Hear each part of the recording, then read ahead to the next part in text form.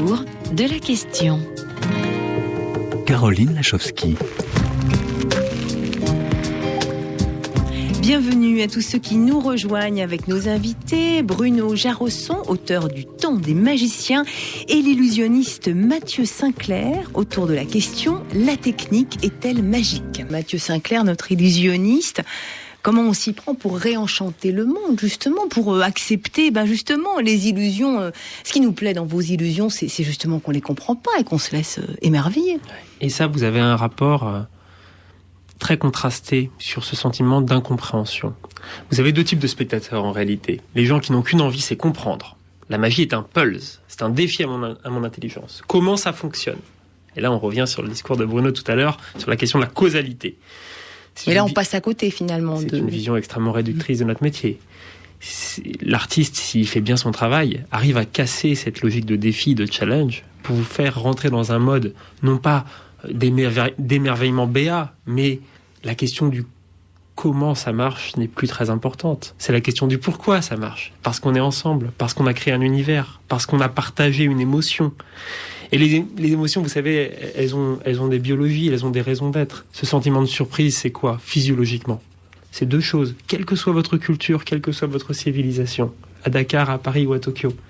La surprise, c'est bouche bée, yeux écarquillés. En gros, c'est notre corps qui dit « ta machine à deviner, là, tes certitudes et tes habitudes t'ont amené à te tromper. Tais-toi, bouche bée, regarde. » Le champ visuel qui s'élargit légèrement. La surprise, l'émerveillement est une manière d'aider l'autre à revenir vers vous. Et en ça, je crois que c'est très très précieux. Finalement, c'est ça notre rapport, ce qu'on devrait inventer par rapport à la technique pour résister, pour pas être émerveillé de façon béate, mais arrêter de se demander comment ça marche, mais se dire pourquoi ça marche, parce que je le veux bien avec les autres qui sont là et parce que je le choisis. Voilà. Moi, j'ai assisté à des spectacles de Mathieu et c'est vraiment de la sagesse paroxystique. C'est-à-dire, c'est la jubilation à l'état pur, ce que vient de nous expliquer Mathieu. On revient les enfants de la pensée magique, voilà. On revient enfant. Soyons dans l'émotion du moment, dans le vécu du moment. Voilà, c'est ça l'écologie du temps.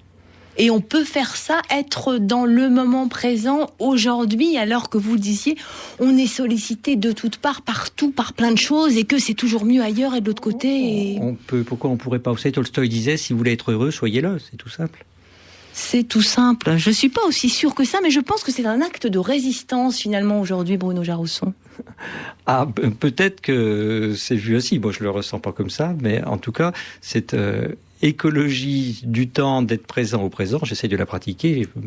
Peut-être c'est interprété comme une résistance, je ne sais pas. Merci à tous les deux, en tout cas, d'être venus dans notre studio, Bruno Jarosson et Mathieu Sinclair. Je cite votre livre, Le Temps des magiciens. Il faut se plonger dedans, c'est paru aux éditions du Pommier.